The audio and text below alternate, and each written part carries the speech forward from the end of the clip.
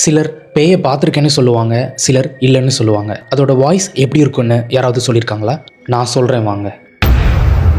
ஹச்சிசா குசாமா பெரிய ஒயிட் ட்ரெஸ்ஸும் ஒயிட் கேப்பும் போட்டுக்கிட்டு 8 அடி ஹைட்டில் ஜெய்சாண்டிக்காக இருக்கிறது தான் இந்த பொண்ணு. ஹச்சிசா குசாமாவை நம்ம பார்க்கக்கூடாது.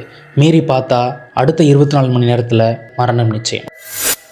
இந்த ஒரு நம்பிக்கை ஜப்பானில் இன்னமும் இருக்குது. இதோட பெரிய உருவம் மட்டும் இல்லை, இதோட வாய்ஸும் நீங்கள் எவ்வளோ பெரிய தைரியமான ஆளாக இருந்தாலும் உங்களை பயமுறுத்தும். கேட்குறீங்களா?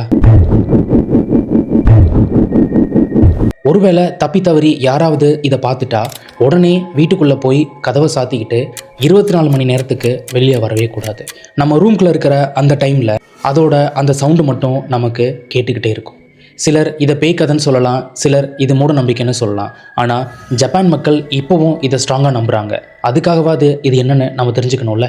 அவங்களோட இந்த கதையில் ஒரு சின்ன பையன் இதே மாதிரி குசாமா கிட்ட மாட்டுறான். அவன் என்ன பண்ணா, அவனோட தாத்தா இதிலிருந்து அவனை எப்படி தப்பிக்க வச்சாருன்னு நீங்கள் தெரிஞ்சுக்கணுன்னா இந்த வீடியோவை லைக் பண்ணிவிட்டு ஸ்டோரி அப்படின்னு கமெண்ட் பண்ணுங்கள். அந்த ஸ்டோரி உங்களுக்காக வெயிட் பண்ணிகிட்ருக்கு.